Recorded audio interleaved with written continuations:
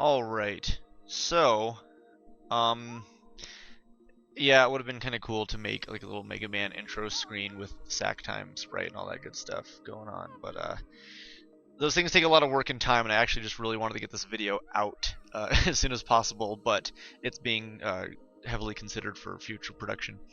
So, Mega Man came out in the Virtual Console today, and got a chance to download it. Of course, I arranged everything alphabetically by system that I've purchased so far, which is 6 of those. Anyway, we're gonna start with some Mega Man, and just give you like a quick brief play of maybe like Cutman's level or something like that, just to get the juices flowing. And we're starting this up. Gonna obviously arrange some of these buttons, Y and B, because that's what I do. A and B works, and I'm getting used to it with the Virtual Console on the 3DS and stuff like that. I just the the natural contours of my thumb tend to think that Y and B are more comfortable, which is why I'd rather just do it that way. So B is going to be A. All right, and Y is going to be B. That's so easy. You just do it right there.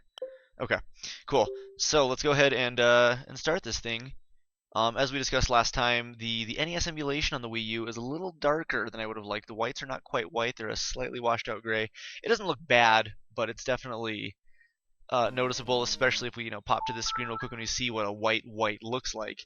So this does look a little bit darker by comparison. But Mega Man, for those of you who do not know, is a game about Mega Man, and you start off by fighting other men that are not Mega Man, though you do fight Mega Man himself later. So the premise of the series that has gone on for years and years and years and years and years and many other years beyond that is that you fight a boss, you get his power, and his power works on another boss. And there's sort of like a cycle that goes through these things, such as bomb to guts, and guts to we got Cutman, and Cutman to Elec, and Elec to Ice, and Ice to Fire, and then the cycle repeats. So that's kind of neat. We're gonna start with Cutman because he's orange and his hair is made out of scissors. Plus, there's a tattoo of him on my arm, which I'm pretty biased in that he's my favorite gentleman to fight. So Mega Man runs and jumps, and really in this game that's all there is to it. He was supposed to duck according to the instruction manual back in 1986 or 87 or whatever it was, 87 I guess. That didn't happen, and I don't think it was until Mega Man X5 that you actually could duck in the Mega Man series.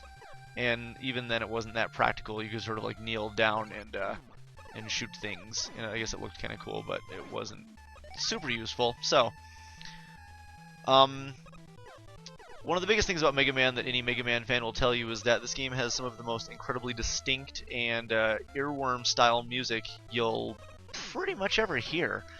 It's nothing but good catchy tunes that have been remixed and redone a billion times, which for good reason. This series just sort of that's its trademark. Like a Mega Man game with bad music is not even a Mega Man game. It's just something else. It's a Dynasty Warriors, or it's a Nobunaga's Ambition. Same gameplay and everything. Where Nobunaga just climbs up these mint green towers and launches bullets at octopus eyes. So, there's not really anything super remarkable to say about this other than it's a consistently good formula that's been going on for since Mega Man 1, really. This one's definitely one of the harder games, having no password system. The difficulty level is a little bit more unforgiving. It seems as if the learning curve is actually a little steeper than some of the other games, but it's just jump right into that. It's put together a little bit more unforgivingly. In I think some of the other Mega Man games, if you're if you get knocked into spikes while you're invincible from getting hit, you actually don't die immediately. You usually have like a quick leeway into getting away from them, whereas in this game, if you touch spikes, you instantly just combust all over the ground, and it's disgusting and vile, and Mega Man's parts fly everywhere. So this game is one of the harder of the Mega Man games, especially if you don't use the select button cheat. Oh, and Cutman is just gonna get me because. All right, now we're good now. Sort of got to keep him at bay. I get distracted while killing Cutman, so I apologize. But yeah, no passwords makes this a fairly difficult game, and there is a trick where if you pause the game with the select button, the true pause, not going into your menu, you can return invulnerable. In fact, we'll do a brief demonstration of that just because we'll go to Bomb Man stage. I think on the 3DS version of Mega Man, you can actually, the Y button is by default your select button. So, you can actually just throw that as select, and, oh, these little wieners are jumping all over me. Alright, so, you can see you pause the game, pop in your menu, select, you'll do an actual game pause, in which case when you come out of it, you're slightly invulnerable. And you can do that, and, have stuff sort of phase through your body. No, not like that, but see if we can.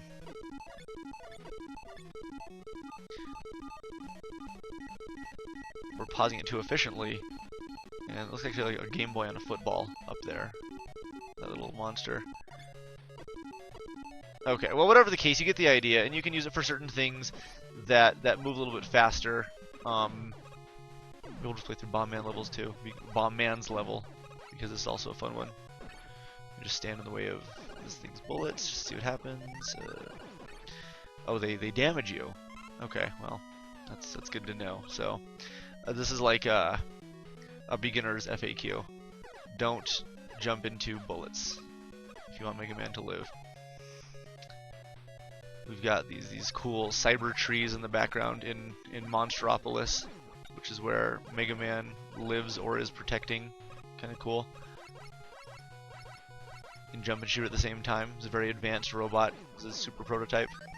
I guess actually Proto Man's a prototype, but he can also jump and shoot at the same time, which is, I guess, where Dr. Light got the idea to allow Mega Man to do that. And the shark bullets just stop, which is nice. These things activate when you hit the ground. You can hit them and pause them. Make fun of them over long distances. Alright, I don't know if we should risk the jump, because I'll probably not make it.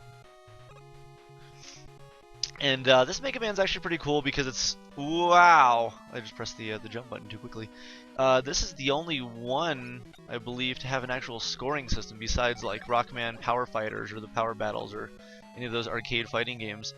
So, the score system is not really that great because you can do stuff to farm for scores really easily, and the bosses give an inconsistent amount. It's sort of randomized, other than Dr. Wily, how many points you get, unless there's some sort of like weird mathematical formula that I'm not aware of, depending on boss order or something, but I'm pretty sure that's not the case. So, let's kill Bomb Man. He's actually the one I used to start with a long time ago when I would first play the game, because he was the only one I could get to consistently. And then I thought Guts Man was just the most ludicrously difficult boss in the whole game, just because I couldn't get to him because of the falling platforms. But Bomb Man just dances around you and then he dies. Okay, so this won't be quite a full playthrough. I just want to get like a good 10 minutes of gameplay in here to show people sort of what was going on. And I'll actually be doing a full Let's Play this evening as well. I've got a friend coming over who's going to play through it with me, and she's only seen parts of the game. So we're going to try to go through the full thing and see if I can still do it, because I don't really remember if I'm that good at completing the game in full at this point. So look forward to that, and for $5 in the Virtual Console or a $1 upgrade, this is a nice game because it's really easy to pick up and play, go through. It doesn't take that long to beat. I mean, it's probably less than an hour to go straight through if you know what's going on. If you're first time to Mega Man, there's a lot of trial and error in figuring out which bosses you kill first, even though I ruined it for you earlier in the video. So go ahead and erase that from your memory, or skip over that, which you can't do now because you're watching this. So I just spoiled a 20-something-year-old game, and I'm sorry. I feel too bad now to keep going. So okay, thanks for watching some more Sack Time. The Wii U Virtual Console is coming along nicely. Got some more support coming from Capcom in the coming weeks, and I'm sure a couple third parties. Hopefully we'll get some SquareSoft love in there, some Chrono Trigger, some Final Fantasies, some Mario RPG at some point, as I feel as if those are going to be some of the best games to play on this. So keep looking forward to more, and we got some good Sack Time stuff coming up soon. Thanks.